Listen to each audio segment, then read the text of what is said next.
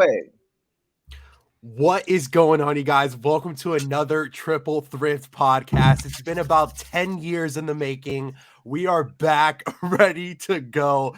Welcome. If you guys see us on YouTube, thank you so much. Smack that like button for us. Leave a comment down below. Who's your favorite Triple Thrifter in this podcast here? Guys, welcome back. I just got sick, and I'm finally feeling a lot better. And I feel like every time I have an obstacle course, like I can't just like go up and up and up. Like I feel like everything is just blocking me. I'm like a worm like this. But welcome back, guys. Let's talk about some good stuff. Whatnot's been super crazy. That's been in the trending right now in our lives. Drew got approved for Whatnot recently. Drew got approved. Yeah, this is gonna get nutty. This is about to get nutty. So, boys, what's up? What's going on? First of all, I just want to say that I really like you saying that comparing yourself to a worm. I was thinking of the worm from the VeggieTales movie, but he wasn't a worm. His father was a caterpillar, and his mother was a worm. Drew knows what I'm talking about. It was good. That movie was good. Yeah, I mean, I think Whatnot has been like the biggest development for me and Haley in the last couple weeks, and I think it's been big for all of us. Drew, you haven't done a show yet, have you? I have not. No, I am scheduling. I was hopefully going to do one on Thursday, but then I found out that you were doing yours on Thursday, so I'll probably push mine to Friday. Josh supposedly did one today too at 1 p.m. with me. No. It's kind of like YouTube lives, like if you try to like do your YouTube live at a different time than everybody else doing YouTube lives, like there's always somebody live on YouTube and reselling. Like you're going to step on somebody's toes. So the same thing goes with Whatnot. Like obviously I would try not to schedule it at the same time as somebody else, but I wouldn't worry about it too much, especially if you're in a different category. Yeah. Let's introduce the listeners to Whatnot for those who don't know what it is, since we're talking about it, and we're just kind of jumping right into this. So before we even do that, we probably should rewind a little bit more and say, if you're new to the podcast, my name's Drew. I go by Profit Monsters on YouTube. To my right is Josh, also known as Harry Tornado.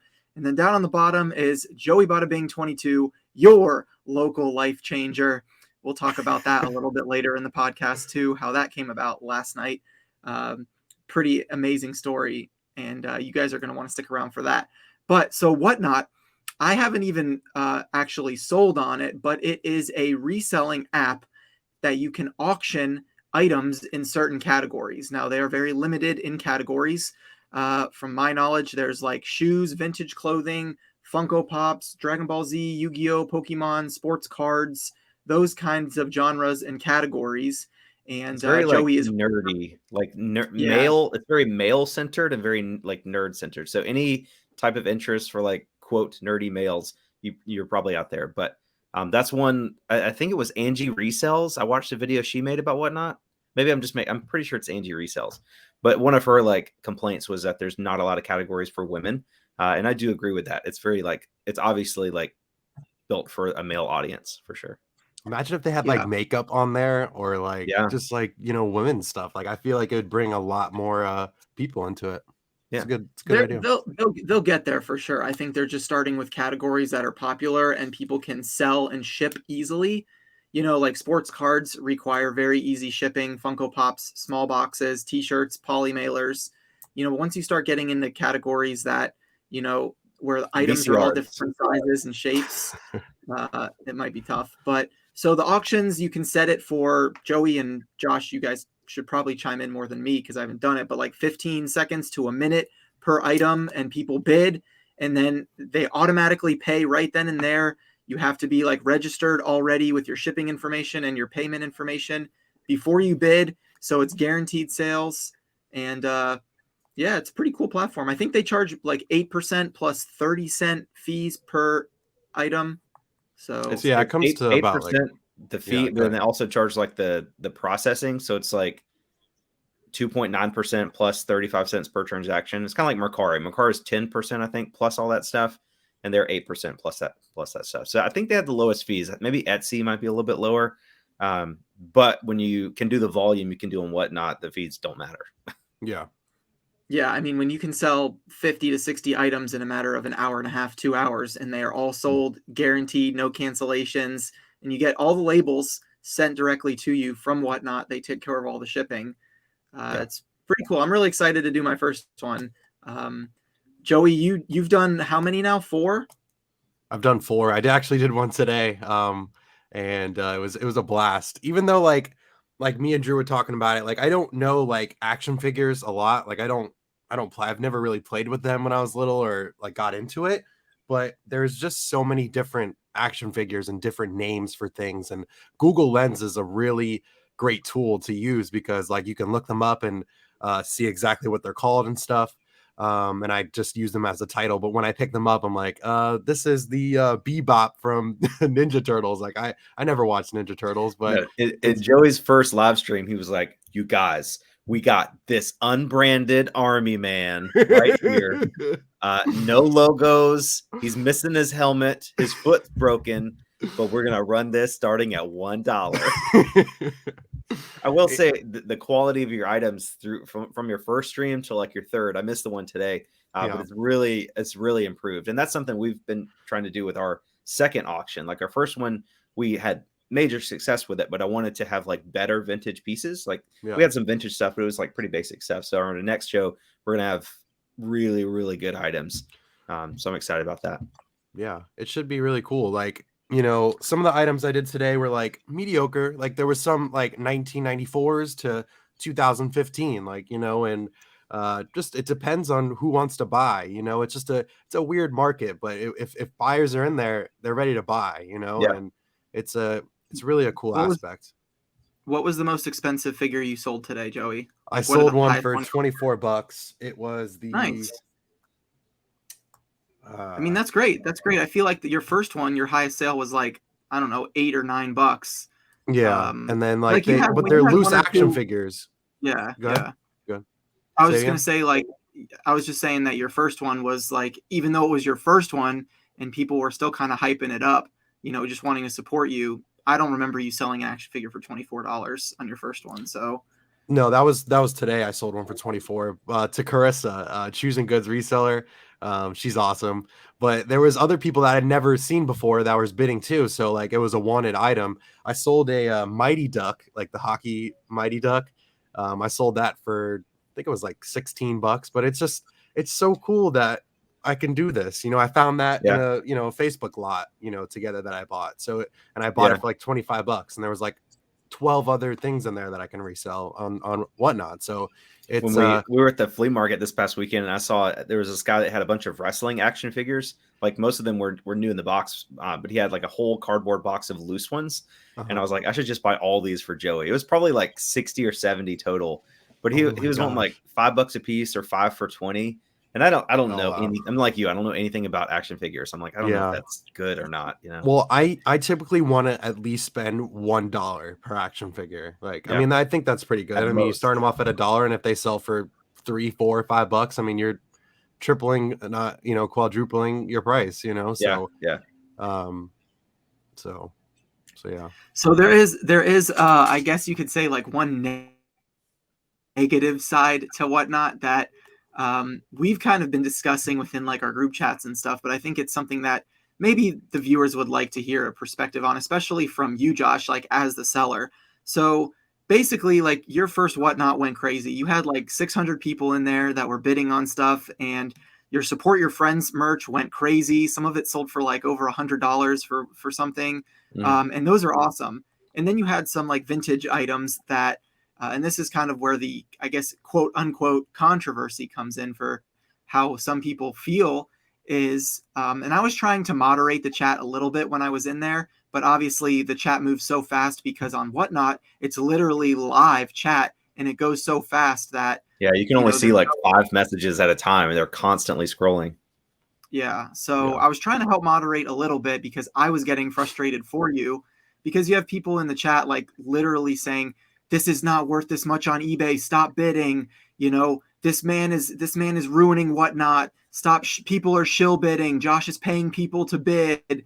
And like all these crazy things were going in the comment section because like, you know, you had a like, let's say a vintage t-shirt that's probably like a $30-$40 item that was selling for like 60 to 70, maybe $80 or something, you Mhm. know, and my But perspective on it they're is, buying it from Josh. Like, that's Yeah. cool. Like if I was a viewer, like if I never knew Josh and if I never knew you Drew, like I'd be like, I want to buy something from you guys. And like when you got other people wanting the same mentality, they're gonna bid up as much as they want. I paid $50 for a Cavs hat from Josh. I Yeah. would never spend $50 on a, but it was I, like I I do want to like, win. yeah. I mean, it is like I kind of figured that would happen. I mean, in our last YouTube live stream, I think we made like $850 in super chats, and that was people paying for nothing. That was just sending money, and Yeah. that was after fees. So it was probably more like 1,100 or so just for a live stream. And you got to think like people, like when you're on social media and if you're creating content that's like entertaining, that people watch and enjoy and they learn stuff from, like, and they get a chance to like show support for you, like this Whatnot is a great place to do that, like, because you can buy something. Like, I've had people send $100 super chats before and they get nothing in return other than like, shout out in the video and I answer their question. Right. But here, if they buy something for $100 that's worth 50, at least they get a $50 item that they could resell if they don't want it, Right. So I think it's better than YouTube super chats. It's less fees and you actually get something. But but it's the same, like if I think Whatnot's going to be really big if celebrities get on it, kind of like Twitter. Because imagine like, Logan Paul did the Pokemon live stream on like Christmas Day or whatever. People were dropping crazy amounts of money on like Pokemon cards that day, not because they were valuable, but just because it was like Logan Paul. If like Casey Neistat's one of my biggest like YouTube influencers. If he did a Whatnot sale and I had a chance to like buy his camera, I'd pay like $5,000 for like a $600 camera because it's Casey Neistat's camera. Like that's awesome. right. So there's like that 100% celebrity. true. They call it fanboy tax. Right. Like somebody in Retro Rick's live stream called it that because Retro Rick was selling stuff for like double eBay constantly. But people love him. They love his videos, and they're like, I just want to buy something from Rick. So. Right. That's exactly what I was gonna say. Was my perspective on it is, you've spent 3 to 4 years building your YouTube audience, putting in countless hours of work, constantly making content, putting it out there, helping people, responding to Instagram DMs, like all the behind the scenes stuff that these like vintage heads that are running Whatnot auctions with 8 people in their live and they're selling t-shirts for $10 and then getting salty that, you came in there and sold the same shirt for 30 or 40, it's like, that's the power of, being an influencer, I guess you could say. And I think that you deserve every penny that you get because 1, you're not forcing anybody to buy anything. 2, you already mentioned this, but people freely want to support you because they're getting something in return versus a super chat where you get nothing. Plus YouTube takes 40%, whatever it is. You actually get something physical from the person. And then on top of that, it's like, sorry, my bad. I just get excited. It's more memorable. It's like more memorable for the person. Like I can keep this hat forever. I can keep this hat forever and be like, I bought it from Josh's first Whatnot live. Like, you can keep that forever and be like, wow, like I bought that from my favorite YouTuber or my favorite reseller. Like that's the mentality that people have. Like that's what I have. I'm a fanboy of Josh still. Like and I know him personally, so it's cool, man. Like for the viewer. Like I was saying in my Whatnot YouTube video I made the other day, I think even if you don't have a social media presence and you're just on Whatnot, people go on Whatnot all the time and go into different categories. And like I've seen Joey's live on Whatnot, and I've seen Rick's and Caleb Phoenix Resale, and I've seen a bunch of other people, and I bought stuff from other people that I don't know. It's just like if people are good at putting on the auction. I've seen some people sell vintage clothing where they literally just put a shirt up like on a hanger on the wall and press start auction and don't say anything, and they just have like music going on in the background. I'm like, this is boring. Like that, if you do that, that's all about the item, and you're probably not even going to get the eBay value of the item. You might, but you're definitely not going to get more. But if you get in there like high energy, like Joey, or like me and Haley in the live stream, we were like, I was trying to do an auctioneer voice. We were trying to make it fun for people to hang out. And good giveaways. Like we're going to give away probably like at least like $400 worth of stuff in our next live stream. Just to entice people, like come hang out. Even if you don't want to buy anything, you can just hang out and enter the giveaway and maybe win like $150 shirt for free, That's what I told. Yeah, well- That's what I told my fans last night on the YouTube live. I was like, just come and just chill with me and hang out. Like you could just watch me. And I had like 60 people in there. Like it was cool. Yeah. Like to see people just hanging out. Like no, not a lot of people bid, but it was cool because I love this. This is something I love to do. Like I've always wanted to do this, like some type of auction kind of thing. But Instagram wasn't like it because you have to like go to them, get their PayPal, get their address. It takes time. Then you got to ship it. Then you got to go to GoShippo and type everything in. Like, dude, everything's on Imagine Whatnot. doing It's that right for there. 60 different Bro, orders. I would be like, nah, I ain't doing It's this. not worth it. Yeah, it's not. So. Well, there you have it, folks. There's your 15-minute intro to Whatnot. Make sure you guys go follow all three of us. Mine is Profit Monsters with an S. There apparently is someone else on Whatnot with followers that does lives called Profit Monster. So You got to follow put the a one with the profile S. picture in there, Drew. I You got to do. put a I need to profile add it. picture. Okay. I've been slacking, but I need to get going on that. But it'll be up there probably by the time this is released. So yeah. But search Profit Monsters, you'll find my face, and then I'm assuming between Josh and Joey, it's Harry Tornado and Joey Bada Bing 22. So yeah. Yep. Yeah. So But there's one other thing. Like I think I've seen Cincinnati Picker's show as well, and he always does like really good giveaways during his like breaks or whatever. And like because of the ability to sell things so quickly and sometimes for more than eBay and Whatnot, it allows sellers to do giveaways. Like if we just list ourselves on eBay for eBay prices, there's no extra wiggle room to give away $150 shirts, or like RetroBit gave away a Nintendo 64. He actually gave away multiple things, but one was a Nintendo 64. I'm like, if he was just selling the stuff on eBay, it'd be a lot more work, a lot less fun, and he couldn't do the giveaways. Yeah. So like, and there are a lot of like, if you just spend like one day on Whatnot, just going into random streams, there's a pretty good chance you'll win something. You know, if you're in a stream with 30 people, like people have to actually enter the giveaway. So there might be 30 people in the stream, but maybe only 20 people enter the giveaway. You've got a 1 in 20 shot. That's like a, 2% chance of no more than that. I don't know. 1 in 20 shot of winning a giveaway, you know, and the streams will go for 3 or 4 hours and they'll do maybe a giveaway every 30 minutes. Yeah, I did a giveaway. I gave away this R2D2 if you're watching this on YouTube, and the lady wanted me to sign it. So I signed it over here, and I gave this R2D2 away, and it's just cool like that you can do that. You know, I just learned today that you could do like buy it nows and Whatnot. So you can list items like Caleb Phoenix Resale was listing his posters that he sells, like his Mr. Krabs and Phoenix Resale posters. You could just do like a multi-quantity and just have people just buy them, like not bid, just straight buy them on the Whatnot. When you buy it, it pops up on the screen like, you know, Joey Bada Bing 22 bought a poster. I love that. Like it's such a good app, man. And with that, like when I watch like card breaks, like when they open like cards and stuff, and like they'll have them listed on there, and there's like one that's like $5,500, and someone bought it, and like the guy goes crazy. He's like, "Oh, he bought the ultimate, you know, whatever. It's the ultimate sweat box, you know," and like everyone in the chat's like, "Let's go!" And they just are so excited to see what they pull out of the, you know, the box, because it's an expense $5,500 someone spent on that box. Like, you know, it's the hype. Like, I'm like, man, I want to watch this. Like, I'm just watching for fun. It's fun. Yeah, it's fun. And it's cool because like now, like if I want to do like a sports cards, I could buy like a booster box of Pokemon Evolution, and those are like $800 or so. I would never buy that just to collect Pokemons, but you could buy the booster box and then they just auction off, you know, each pack individually or something. I think there's 36 packs in the thing.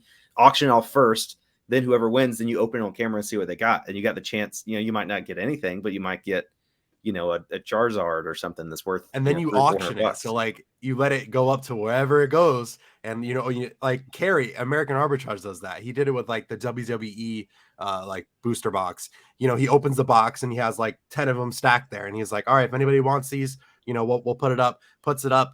The auction goes up like 1, 2, and it gets up to like $13-$14. Sometimes it goes to 20, sometimes it goes to 10, but like, you know, you can have a chance to open a pack, you know? Yeah. So it's so many things you could do with Whatnot. It's like incredible. I'm juiced. I want to go live right now.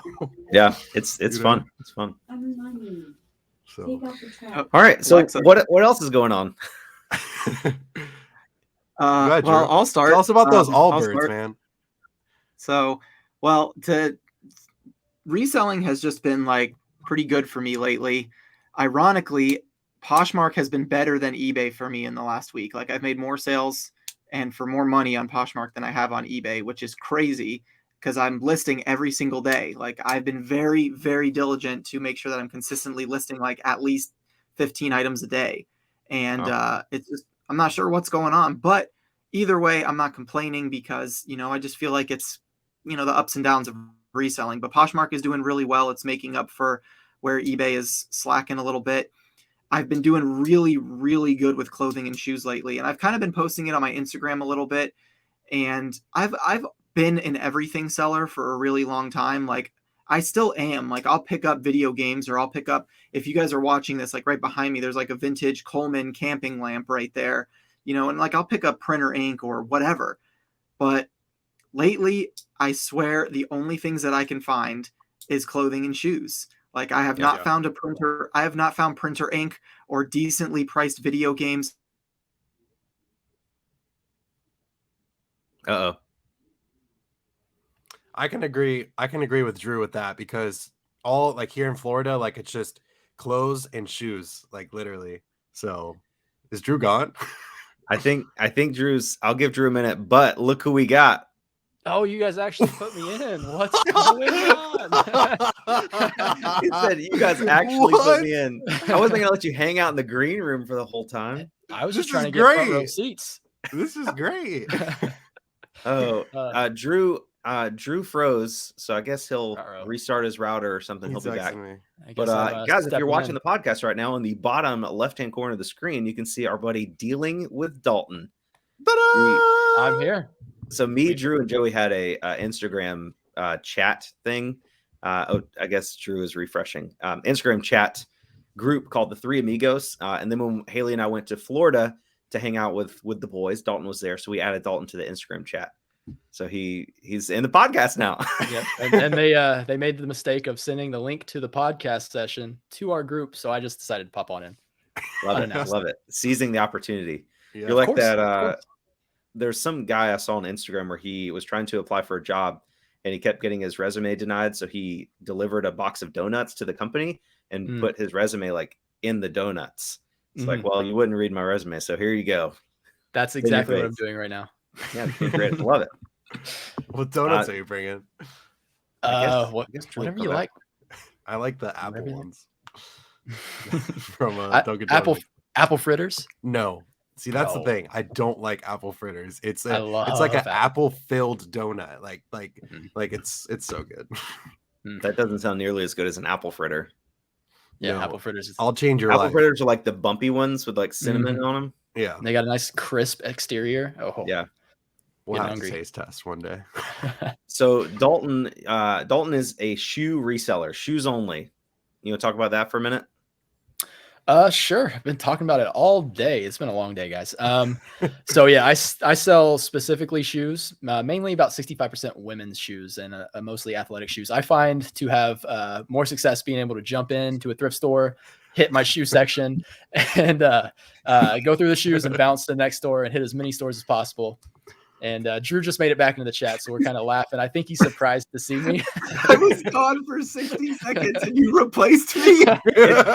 It's so funny because we kept saying, like, who's going to get replaced on the podcast with Dalton? Like, we can't have 4. We have to replace one of you.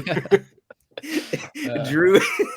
It was perfect, too, because Drew was talking about, like, I only could find shoes and clothing, and then, like, cut him out. And then Dalton came in, and then Josh was like, well, Dalton only sells shoes, so here you go. So that was good. But yeah, wow. Drew, I agree with what you're saying. Like, we get comments there's this guy on Instagram that always messaged me. He's like, new video coming out today. Can't wait for more shoes and golf clubs. I'm like, hey man, I look for everything. Like, I promise. I check the thrift store hard goods section. I look at all the booths at the flea market.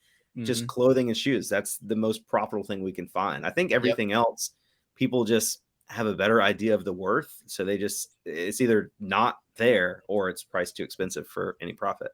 Yep. Yeah. And I got I was just gonna say, I'm sure you guys have already talked about it. I got a very I don't know how I'm taking it yet. Drew called me and he said he thinks he's going to switch over to specifically selling shoes, which, it kind of hurts because he's in my territory. But at the same time, I know he's gonna love it. Yeah. My man We'll see. only sources once a week, and he goes to Tampa, so I'm good. But anyway, Yeah, you're what I was gonna say, kind of basically when I cut out and you guys replaced me, was that the category with the highest return rate on my eBay store is electronics. I test everything, and somehow 13% of my items apparently either get broken in shipping or don't work. And buyers want to return them. And then by the time you pay for shipping back, you're just taking big L's. And then Dalton can attest to this. When I go to the flea market and I buy video game consoles, I'd say almost 50% of the time they don't work. And every vendor says they work. I've tested them. If you guys watch my latest YouTube video where I went to the flea market, I literally walked up to a booth where a guy had a Canon Rebel camera, and I was trying to put in footage of me not just looking for shoes so that people were able to be entertained by other content other than shoes, because that's pretty much all I bought that day. The guy basically, grabs the camera from me and says, you need to put the lens cap back on so the lens doesn't get scratched. First of all, the lens cap wasn't on when I pulled it out of the bag. And then I asked him if it was tested, and he said, no, I bought it in a storage unit. And then as I'm looking at it, he says, it's tested and working, I promise. And I'm like, excuse me, you just told me that it was untested. So, Drew, how am I? You can't trust flea market vendors. Have you not watched any of our videos? Well, this is my point is this is why I'm going towards more like shoes and clothing, especially at the flea market, is because for a guy at his booth, first of all, to be overpriced on the camera, not flexible at all, get mad at me for touching it, and then tell me that it's tested and not tested in the same 60 seconds, I'm like, have a nice day. And I walked away. Like, it's not even worth it. I passed on a PlayStation 2 Slim, the silver model with a controller last Saturday. I didn't even put it in the footage. And he only wanted $20 for it. It's probably $120 flip, just the console and the controller, because it's the silver model and it's a PS2 Slim. But there was no power cord. And the guy was like, oh, yeah, it works. There's no power cord. How do you know it works?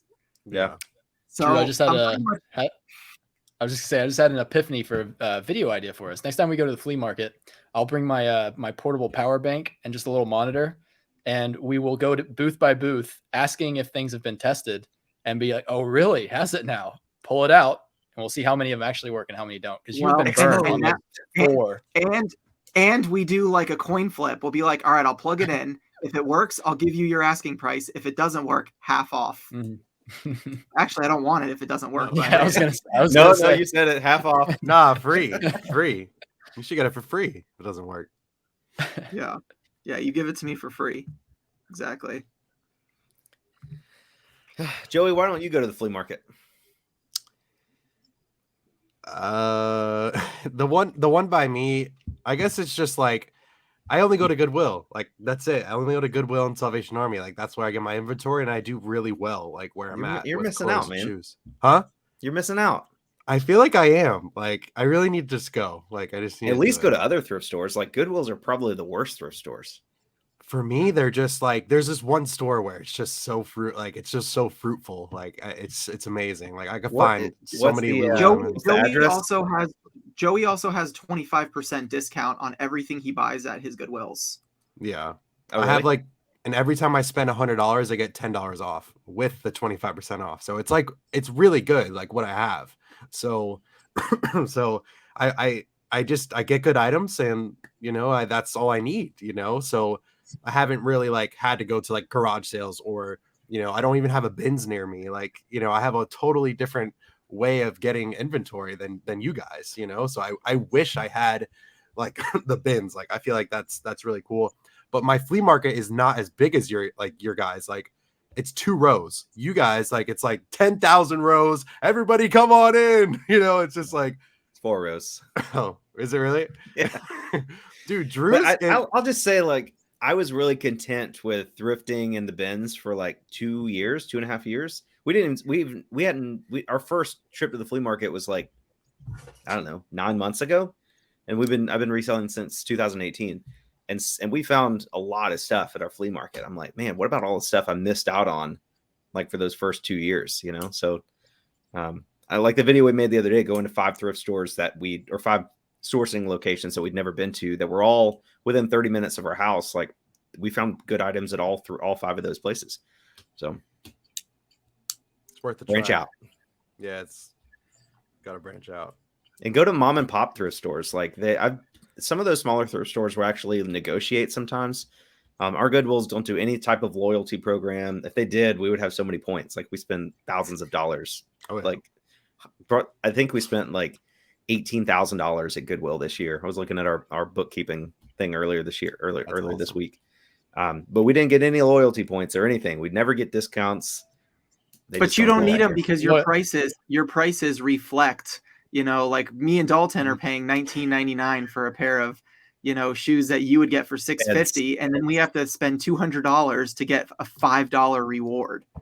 Yeah. So I mean, I guess 18,000 divided by 200 would be, whatever that number is, $900 in rewards over $18,000. But, as you're thrifting and you're like, oh my gosh, I can't believe I got to pay $500 for this monitor at Goodwill.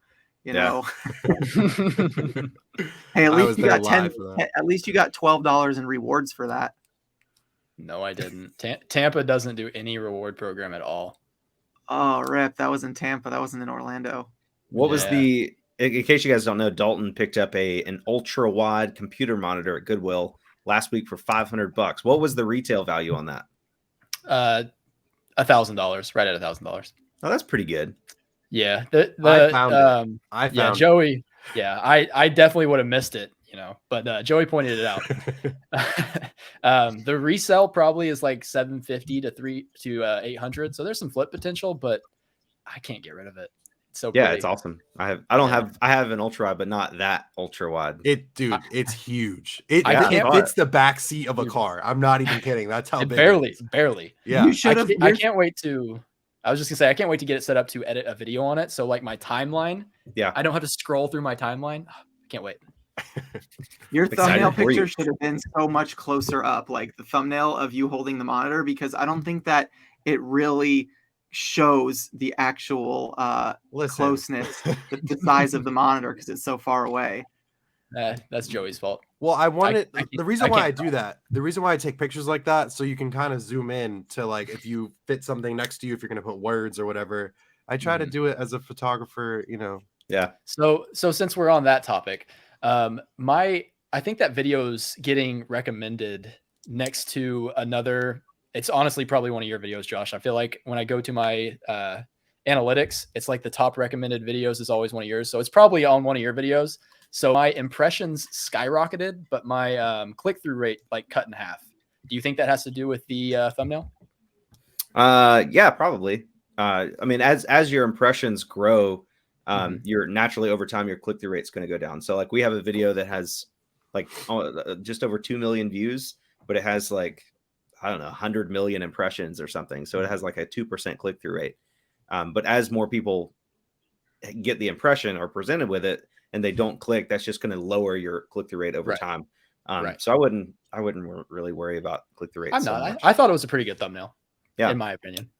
So if you notice, like Mr. Beast, Airrack, like all these big YouTubers, very few of them are actually putting words in their thumbnails anymore. Like it's just like a Photoshop picture, usually heavily Photoshopped. But that tends to be working, and I like that. I think the more simple you make your thumbnail, the better chance, the easier it is to understand. Like I've seen a lot of people, they'll have a thumbnail with like their face like pointing, and the words are like crazy flea market find, and then the title of the video is crazy flea market find. I'm like, why do I need both? Why is that? Or people that have like, you won't believe what I found at Goodwill sourcing for stuff to sell on eBay, and all the words are this tiny and you can't see anything. Oh my gosh, I've seen some pretty bad thumbnails, especially in the Poshmark YouTube sphere. I don't really watch a lot of Poshmark videos. I would say reselling in general. Yeah, but generally, like keep it simple, stupid. KISS. The less you put on a thumbnail, the better. Like we have Haley and I did the sourcing video, like 5 stores in one day. I don't think that one had any words on the screen. I need to look now. But we've done a couple without words, and they all perform really well. Well, Josh, anything that's that a you cool put out shirt. performs really well. Yeah, it says we miss out on these stores for years, and it's just me and Haley like pointing back at a store, and the background's kind of blurry, and there's just like a thrift store back there. No words, 121,000 views, and it is currently ranked 4 out of 10. Nice. Must That's be pretty good. nice. Slight flex. It is like I try to keep it. Like today's video started out as 10 of 10, and it's up to like 8 of 10 now. But I still like have to keep in mind, like, okay, this is all relative, you know. I remember when I had my first video hit 1,000 views. Well, I had my first viral video was like a eBay photography video, and it had like 6,000 views in like 8 months. I was like, oh my gosh, I've made it. I'm officially a YouTuber. I've had my first viral hit. And Listen, now I'm like, oh my gosh, this video has been posted for an hour and it only has 6,000 views. What am I doing? this video that I posted the other day got 1,000 views in the first 24 hours, and I'm freaking out. I'm still freaking out. Dude, That's it's awesome. awesome. It's all relative. It's Yeah. all like it's you know, Mr. Beast posts a video and he's like, oh, it only got 10 million views. That's 10 of 10. I'm like, 10 million views? Like, come on, man. Mhm. That's crazy. So anyway, back to reselling before my internet went out.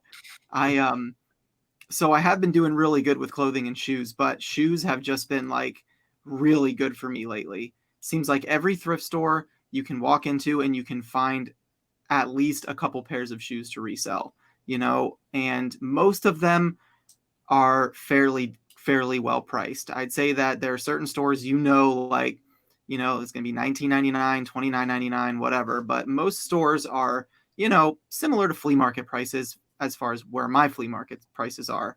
And I'm sure Dalton can attest to that too. But today, I wasn't even planning on going out because it was raining. And Joey and I had gone super late on our live stream on Monday night last night. And we can talk about that a little later. But so I didn't go to bed till almost 4 a.m. last night. And then so I woke up late and I was like, okay, I got to decide if I want to do my shipping or if I want to go do sourcing first, or if I want to, you know, edit another YouTube video. And I was like, all right, I'm just going to go out for a little bit. And so I stopped at Plato's Closet and I came up with those Allbirds. I don't know if you guys that are listening or watching follow me on Instagram, but I posted it on my Instagram. I found these crazy colored Allbirds, 5 pairs. They were $18 each, basically brand new. And it was just like, okay, so I found those. And then I went to another thrift store. And I think I got like 24 pairs of shoes from that thrift store. And I mean, they were priced anywhere from $4.98 to $25. And I get to the register and it's Tuesday. So it's senior day. And the cashiers, you know, they just say, do you qualify for today's discount? And, you know, all the Haitian ladies that go in there and buy stuff, they just say yes. And they're not 55 or older. And so there's a lady cashing out next to me. And I was like, okay, that's my mom. Can I get the senior discount? And the lady was like, no. And they were laughing about it. And I was making a couple jokes. I was like, oh, I guess So I'll just bring my mom. Did you take off your hat? Wow. I'm just kidding. Listen, bro. I'm just kidding. I had to say it. Oh, Joey, I'm kidding. actually Drew. impressed. I'm impressed. Dude, you always make fun of me, and I was thinking about it for like 15 seconds. I'm like, let me just say it. You know what, Joey? I'm proud of you. I'm Why? proud of you for roasting me. I'm proud of you for roasting me. No, because you're gonna get me back, and it's gonna be stupid. Anyway, as I was saying before, I was rudely interrupted. I was talking. I was like, okay, I guess I'll just bring my mom next time on Tuesday, and she'll just stand next to me. And the cashier was like, yeah, you can do that if you want. So I was like, all right, I will. And then I said, are you sure you can't just give me the senior discount? Pretend that lady was my mom for today. And she was like, no, your total's $209 and whatever cents. And I was like, okay. And as I put in my card, getting ready to put in my card, she's like, your total's $149. And she gave me the 30%. She gave me the 30% off senior discount. And it was like $60. That's crazy. Awesome. It brought my average buy cost down to like $6 a pair at that thrift store, which was really good. And then I went to a couple other thrift stores and found some good stuff. And Yeah, I just had a really good day sourcing today, so it was just a lot of fun. But That's almost awesome. everything I found was shoes. Like I looked in hard goods, I looked in, you know, electronics and hats. I even went to the hat sections just to like try to prove to myself that I can still find stuff in other categories. And I was talking to Dalton on the phone about it, and he was like, he's like, Drew, just imagine if you didn't spend all that time going through all the clothing and you would have used that time to go to another thrift store, how many more shoes you could have gotten. And I'm like, yeah, it's kind of crazy, you know, because I usually do find clothing, but today it was just like dry, you know. Yeah. So Clothing takes a long time to go through all the racks. it Shoes can are be easier to go through rewarding. than clothing. Yeah, it can be rewarding, but you know, as far as time management is concerned, I mean, if I took a thrift trip where I was like, all right, I'm just going to go for shoes today and hit as many thrift stores as I can. I think that's how I'm going to change my business model is like one day a week, I'm just going to do a huge sourcing trip and just pick up shoes and then do that at the flea market. And then other days I'm like, all right, I'm going to go out and look in every category, you know, because I still like selling vintage shirts and jackets and hoodies and, you know, things that have value, you know. But if you look at my shed, like walking in, the electronic sections are getting smaller and smaller and smaller, you know, less bread, no more bread makers, no more Roncos, you know.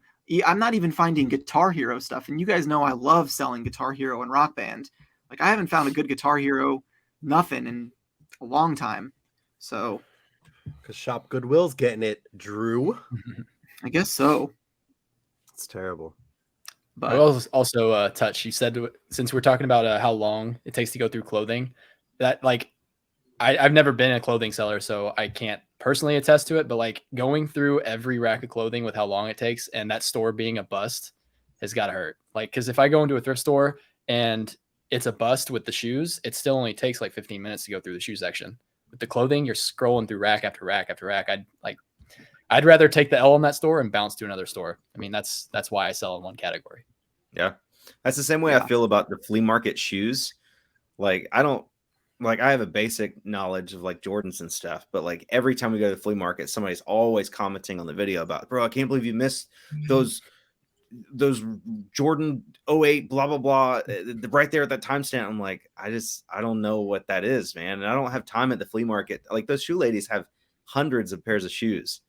And what am I supposed to do? Go through and type in the code for every single one? Like that, it's just same with books. Like people that say, oh, there's so much money in reselling used books. I'm like, I spent one day at Salvation Army, like 2 hours, like looking through almost every single book there and found nothing. I'm like, this is terrible. And you're all awful for recommending this. But I will say, you remember that textbook I picked up at the Goodwill grand opening video like 3 months ago? Mm-hmm. It was like the history book or whatever. Paid $2 for it, and it sold yesterday for $110. So it was pretty good. Oh, wow. Nice. My boy Zach, Utah Bought and Gone, he gets pallets of books. Always. He'll go into a thrift store and be like, I found these 12 books. I'm like, it's crazy. It's crazy. I don't get it. I mean, everybody's business models, which is why like the reselling community is great. Everybody's business models that are different, but still like make money. Like Rake and Profit, you know, he'd been making TikToks about like his mom, how she's, you know, 60 something, 67 years old, and she makes $4,000, $5,000 a week selling used books on Amazon. But she's going into those stores and she's taking her little, you know, Bluetooth scanner and scanning every single USBN or ISBN number on every single book. And that's a much different business model than having to go to eBay and press the camera button and scan barcodes or whatever. You know, when you're an Amazon seller and you're ungated, like Zach, he has a really good system. So he scans a book. If you know, when you put your AirPod in, and the app will make like a cha-ching or like a you know noise or whatever, and it'll let you know if it's a dud or a profitable book.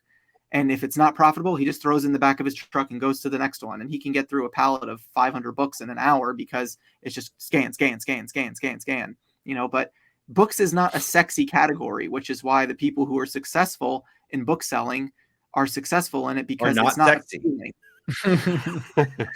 It's just not an appealing category for people. Like the vintage clothing guys will never look at Sony, you know, CD players or printers because they can't post about a printer on their Instagram page, even though they could buy a printer for $8 and sell it for $250. You know, they'd rather buy a t-shirt for $1 at the bins and sell it for 30 and make a post about it. You know, Yeah. It's all about hype. So, you know, I mean, I wish I could find printers to sell, but you know, like I was at a thrift store today.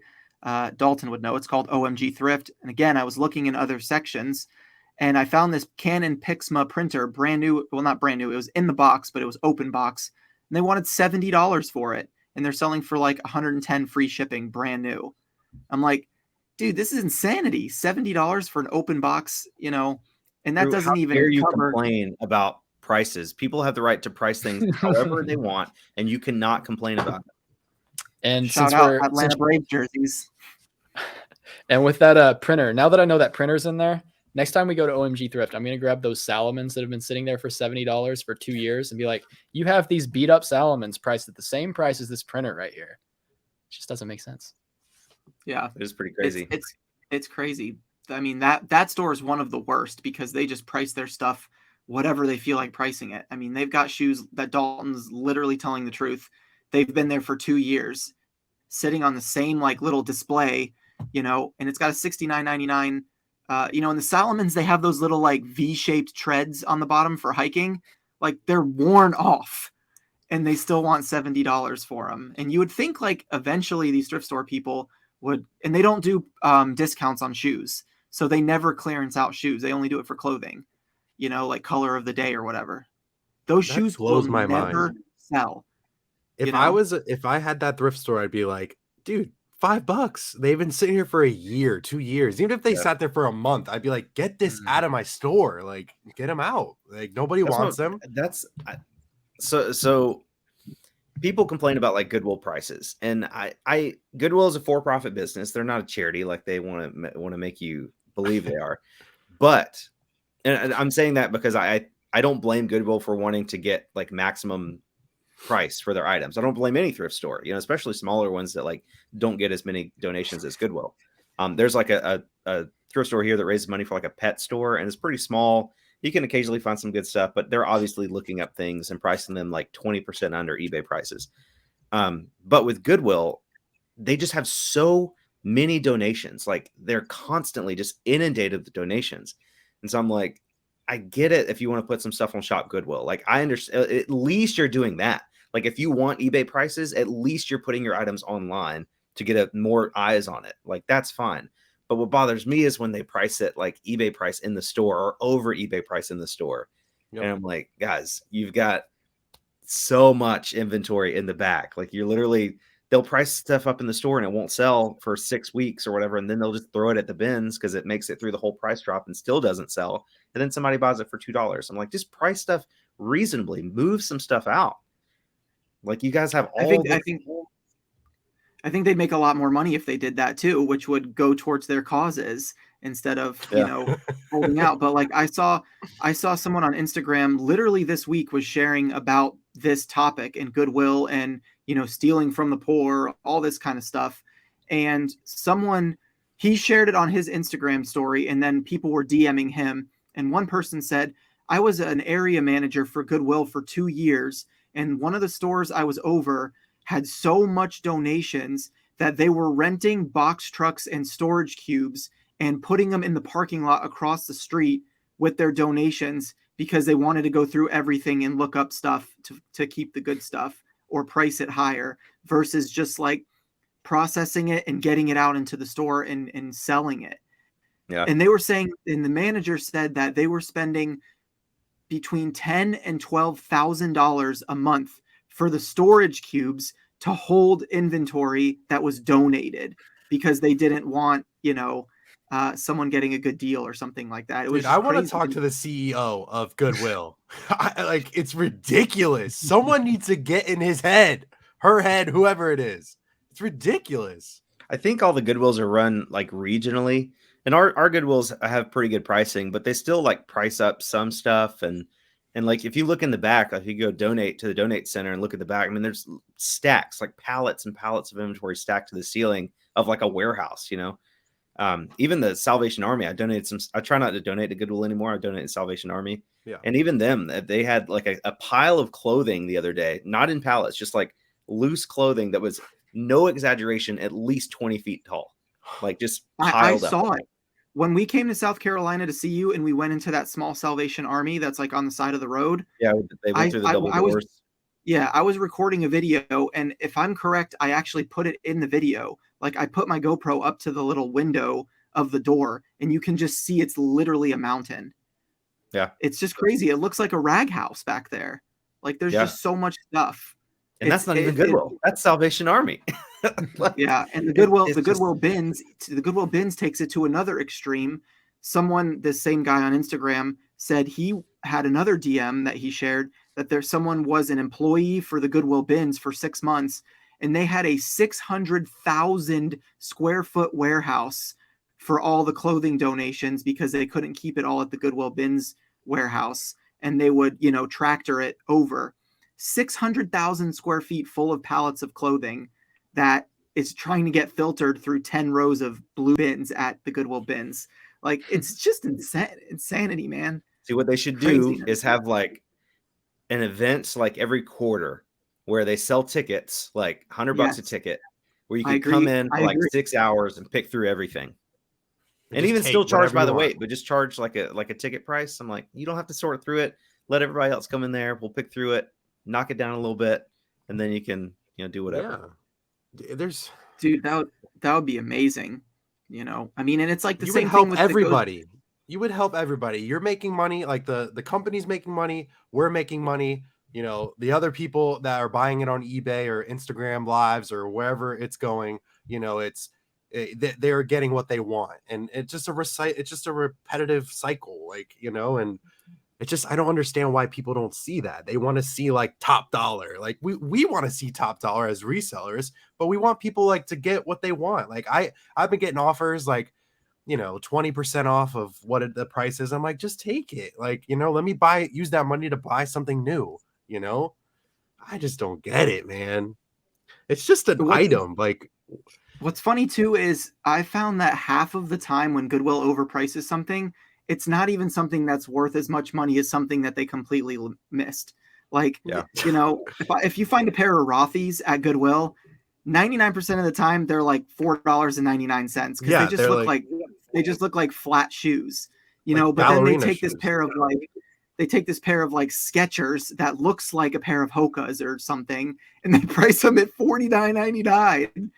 Because they think Skechers are Shaqs, they think the Shaqs are Jordans. So they price them for, $79 or something. It's just crazy, man. They always miss the good stuff. Yeah. Which is good.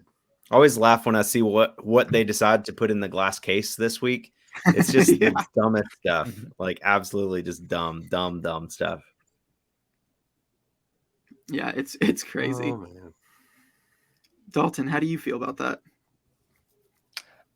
You say that they missed the Rothy's. I was going to comment on OBT. Have you been in OBT recently? They've got a pair of fake Rothy's behind the case for like $30 or something like that. Mm-mm. No, yeah, but I do know that the community thrift, they put fake Louis Vuitton, fake Jimmy Choo behind the glass case for and they come up with these crazy prices like $212.12. Also, I don't know. I don't know how to authenticate that stuff, so I don't know. But Pete's always buying it, so I'm assuming it's got to be real. I don't understand how thrift stores can sell fake items because it's illegal. Yeah. So, I would think if you got something donated, you should be required to authenticate it or destroy it. Like, you shouldn't be able to just, it's probably fake. We'll just sell it for $40 or whatever. Mm-hmm. Do you think there's a law around that? Yeah, if you sell knockoffs at the flea market, cops could literally come and arrest you.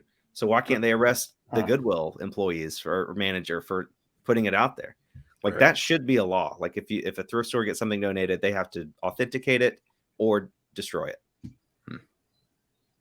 It's interesting. Did you see Rachel Strickland's video about like the knockoff stuff, the knockoff market? Yeah, it was a really good video. It was really good. Yeah, I gotta watch it. I was just talking about how very passionate. She's very passionate about like authentic brand, like name brand Gucci, Louis Vuitton, because a lot of that stuff is like Chinese 5-year-old kids, in some warehouse underground that are being underfed, that are making these fake bags and stuff, and people are buying them. And she's very passionate about that topic. If you guys are listening and you haven't seen that video and you want to know anything about authentication or real quality, that is an amazing video for sure. Reseller Rachel Strickland on YouTube. Yeah. Sorry, I didn't mean to cut you off. I guess I said what you were going to say. No, I don't. That's fine. So let's go back to Whatnot for 1 second. So I'm talking to Whatnot about like an ongoing, like, I guess, sponsorship or whatever, like working with them somehow. And like, I don't know if Whatnot would be appropriate for it, but I'm like, how cool would it be to like I went to this shop the other day in Columbia. It's called Cola Kicks, and they've got like all these like Jordan's vintage clothing. I was buying some stuff from there to sell and whatnot, but they have like all these incredibly rare Jordans that I don't even think they were for sale. But I mean, they had like a pair of 1985 Chicago's. They had a pair of Jordan Oregons. They were like $20,000 value on eBay. I'm like, how crazy it would be to like buy something like that just to auction off on Whatnot. Like, with the hype that auction would be able to build, like in the community, like you'd probably have to schedule it like a couple weeks out to like put the word out there and all that stuff. Like, and just see, like, we're gonna start. Got this pair of 85 Jordans starting at $1. Let's see what happens. Like, that's so cool. Would it be worth it to like invest? Not me, but like Whatnot basically pay for those shoes and then auction off on our Whatnot page. That would be interesting to see if you got the right buyer to show up, because it's still such a small platform. Yeah, that's what I'm saying. It's like it's very small, but Mm-hmm. like I don't think they would go for less than eBay. I think it's so cool. People like who doesn't want a pair of what sneakerhead doesn't want a pair of 85 Jordans, I think it would be an interesting concept. Start off at $1. I think it would be an interesting concept to have that ability. Like especially the hype shoe market is just insane. Like whatever the Yeezys and the this and the that and the other, but for Whatnot to do it, to bring people over to their platform, I think it would be worth every penny of them to do versus, running Instagram ads or something, just to promote Whatnot. Like, you'd be better off having an employee or someone like Josh with a big following, running this auction, or someone even bigger, like, who knows, not Logan Paul, but Paul. Just say like, what's his name? Harrison Neville or whatever that guy is who does like all the rare shoe unboxings and stuff. He's got like 1 million subscribers.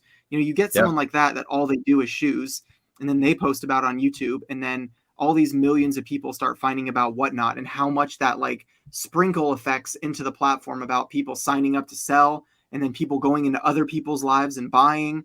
Like, you may not make a lot of profit on buying Jordans for $1,500 and then selling them again for $1,600 on the app, but to get all those people to come in to see this, that would definitely have the value aspect for sure. I don't know the legalities behind this, but it may be something for them to look into. But like, imagine the ability to like raffle off items like that. Like, all right, guys, we're going to be selling a pair of 85 Jordans this Friday.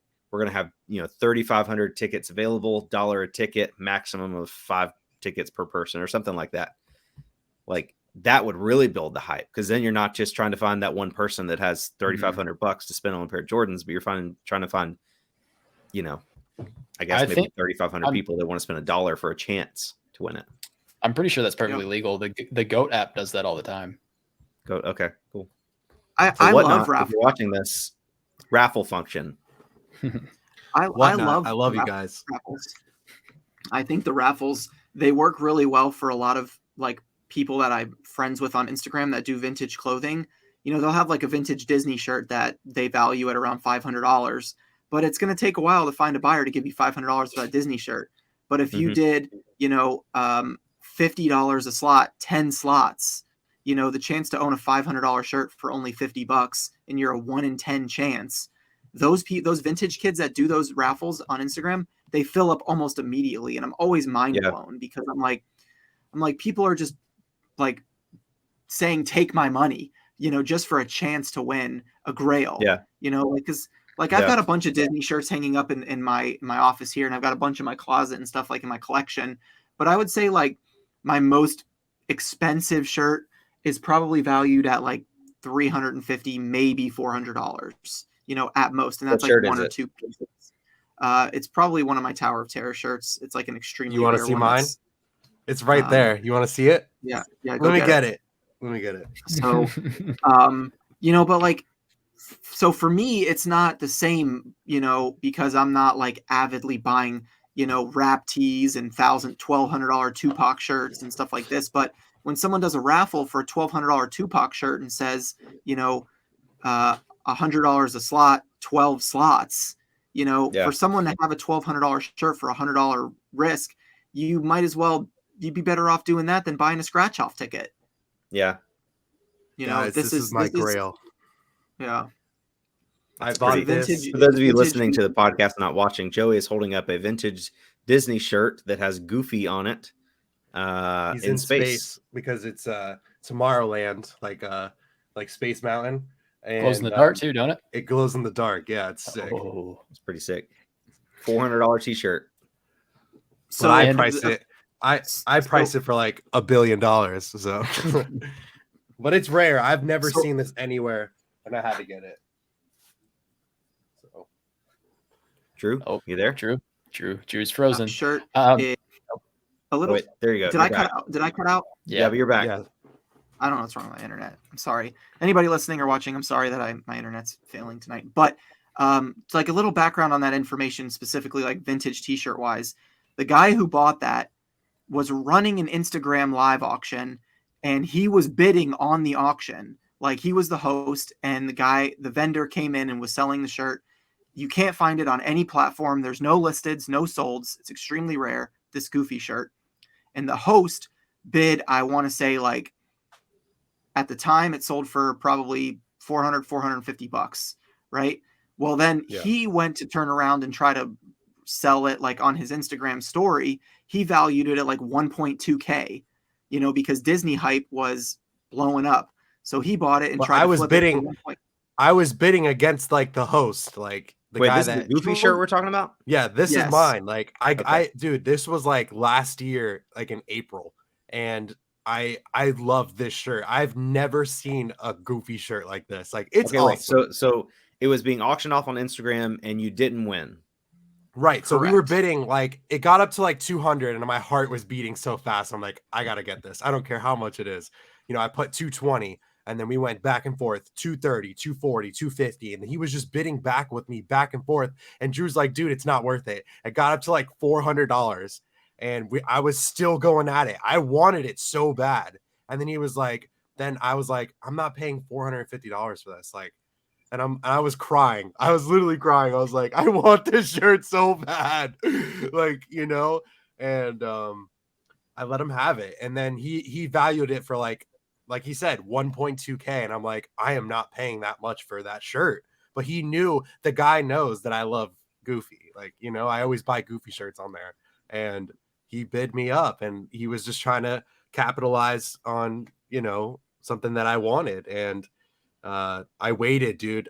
He had it up on his story like every month. Like, it was like 1.2K. And I'm like, dude, that's crazy. It went down to 1K, 800. And then it went to 700. And I'm just like, I'll wait. He's going to keep coming down. It was my birthday this year. It was like almost a year. He had it up for 500. And I was like, it was my birthday. And I was like, I just sold my house. And I was like, bro, I messaged him. I'm like, dude, it's my birthday. Will you take 450? And he was like, all right, just because it's your birthday. And I was like, let's go. And I went crazy. Like, but now it's like I'll probably wear that when I pass away. Like, I love that shirt. Looking back on it though, like the guy who spent $450, the host of that auction, literally made no money and had it for a year. Like sometimes that's the way it goes with the vintage shirts. Like Joey but it is rare. Goofy. Yeah, it's very rare. But Joey's the only Goofy collector that I know of, like that collects Goofy shirts. There's like 2 or 3 other people in the vintage community that are semi collectors of Tower of Terror shirts, but I have the biggest Tower of Terror collection out of all of them for sure. Most people know I that. collect like, Life is Good shirts. I got that for Josh. It says "Be the Ball." I played golf today. I didn't wear this shirt though. Nice. So I wanted to play disc golf today, but it was raining, so that's why I thrifted, because I didn't get to play disc golf. But glad I went out. But I mean, that's the way the cookie crumbles. But now Joey has a shirt. He's happy, and he values that shirt at like infinity because there's not another one like it.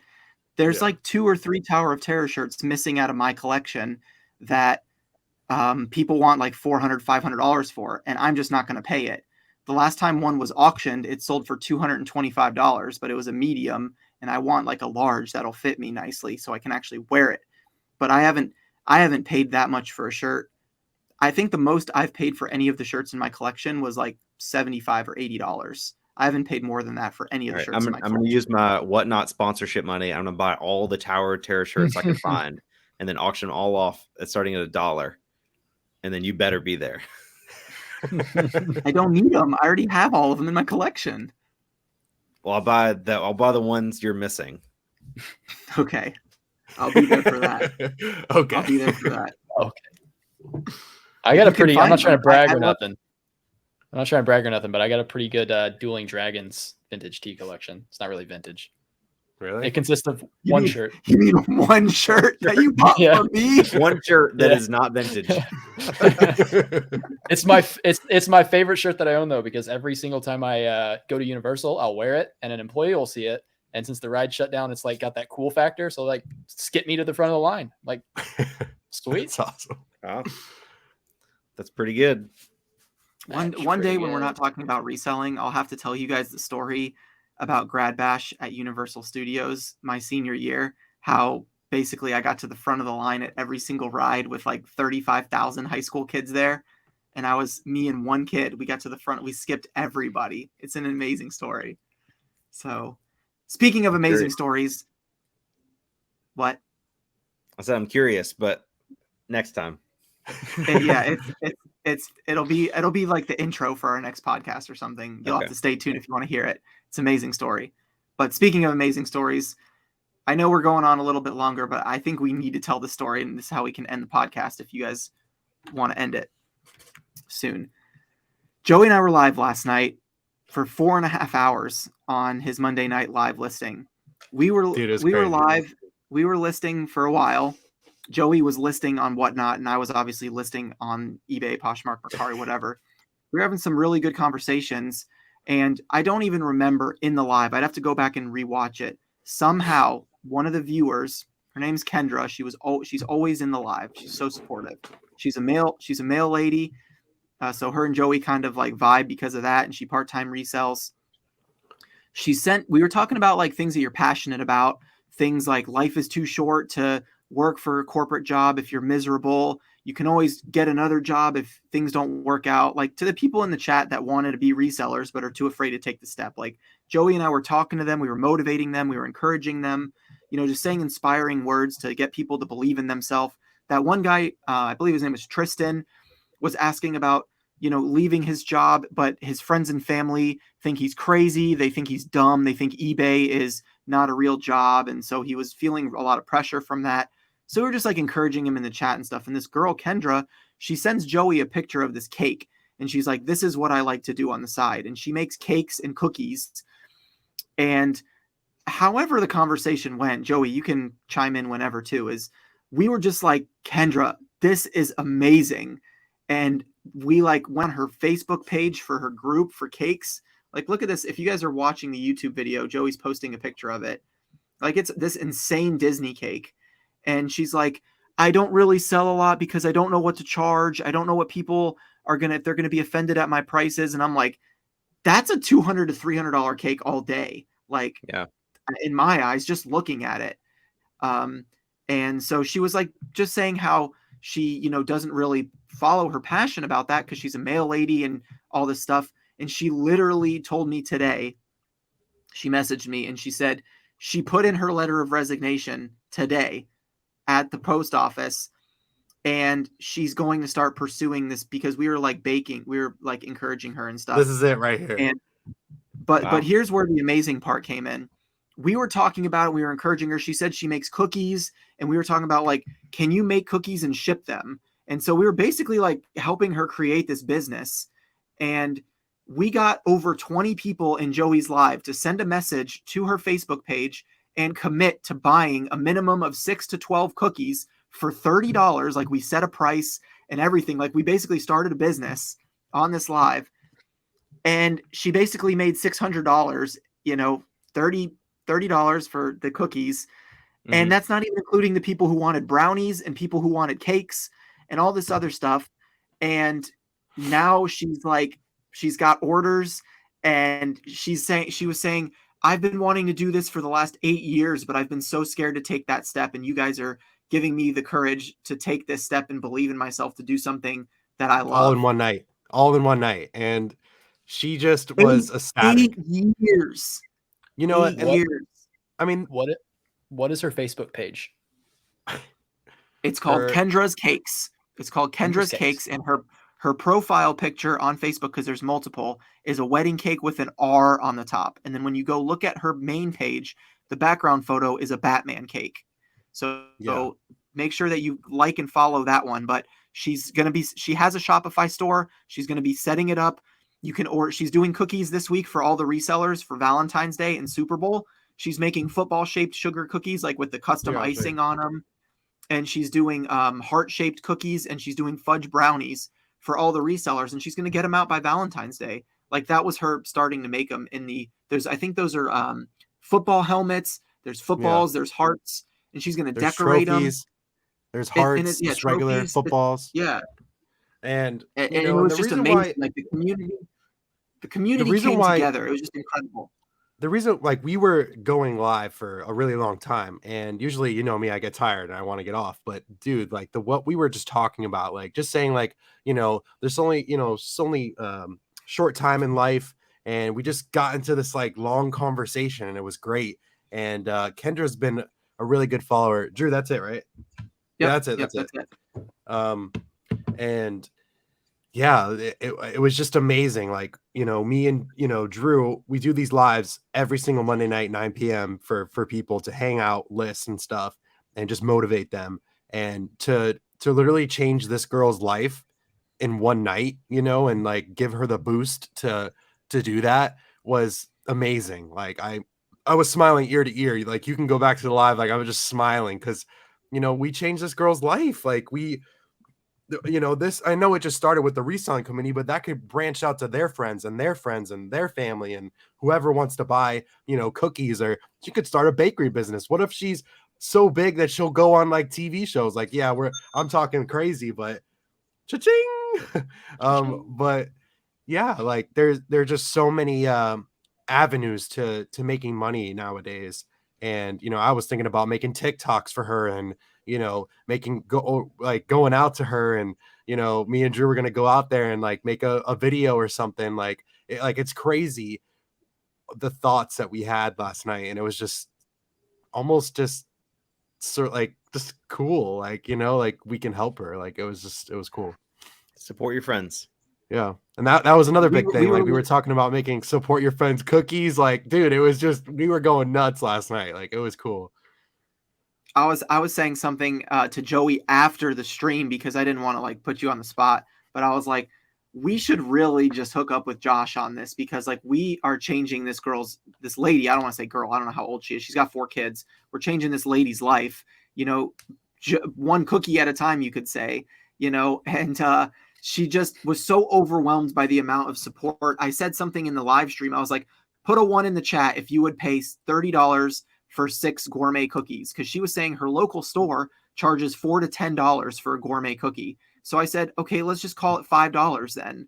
You know, would you pay for 6 gourmet cookies custom made for an event or a birthday or Valentine's Day? You know, and there was like 50 people that put a 1 in the chat just in our live.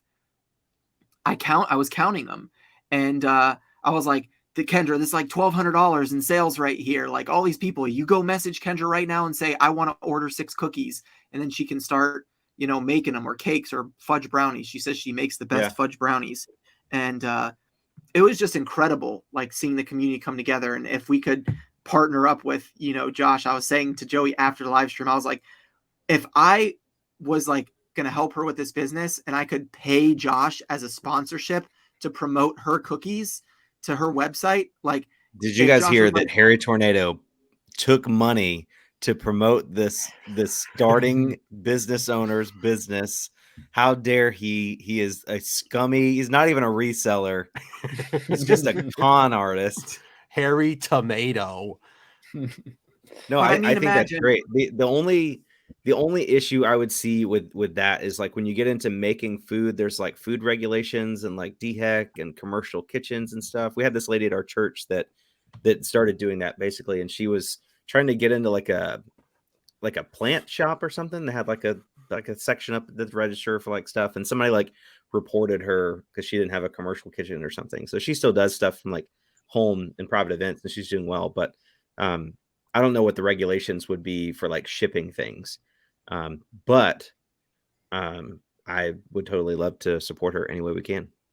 Yeah, it was amazing because like we almost changed her whole entire life in one night. Like she knew she was going to be quitting her job, but she quit her job today. Like it was just the way that everything processed. It was just almost gives you just goosebumps for like the day. Like it's cool that we did that, Drew. Like it was just nuts. Like it was fun. It was really cool. Thanks for nothing, Dalton. Yeah, it was really cool. So if you're listening to this, or sorry, Dalton fell asleep. But if you're listening to this or you're watching this, either way, the whole point of that whole conversation, how it started, was we were just talking about, again, believe in yourself and don't let anybody tell you that you can or can't do something. If you're passionate, if you are, a golfer and you like to golf and you want to enter an amateur, golf tournament where you can potentially win money, or, an opportunity to play in a pro tournament, or you like to cook, or you like to, teach people how to dance, or, cut hair, or whatever it is, sell shoes, whatever it is, you can do it. This life is way too short for you to go your whole life wondering, working for someone else, going, what if I would have just quit my job and cut hair? Could I have been successful at it? Quit your job and cut some hair. And if it doesn't work out, some other company will hire you. There's people hiring. There's companies in every state, in every city, hiring every single day for every single position. There's no lack thereof of corporate 9-to-5 jobs. Yeah. And if you're listening to this, take that and believe in yourself, because there's so much talent out there. Like I have a friend who's an amazing musician and plays guitar. And I'm like, dude, stop working this IT job that you don't like and just start doing guitar lessons, or start a band, or start flipping guitars on eBay. Like, there's so many things you could do with music. Start writing tracks for other artists, to sing behind, or anything, Fiverr and all these types of websites where you can, make money doing all those kinds of stuff is just, out there, and I want to see him follow his dreams of being a musician in some type of way. What are your dreams, Drew? My dreams are to help other people, to help people grow businesses. Like exactly what happened with the cookie lady, is like, that's a dream come true to me, to see some lady that was crying in the live stream and saying, I've wanted to do this for 8 years, but didn't have, enough belief in my own, enough courage to believe in myself that I could make money selling my cookies and brownies. And now she literally sent us a picture that she was put in her resignation, and she's going to pursue this and see how it works. She didn't just randomly quit her job, of course, but she said she was already planning on quitting, but she said this was the push she needed to really like just go do it. Yeah. That's awesome. So, any final words from the other three boys? Nope. I love you so much. Love you more. See ya. See ya. Peace money.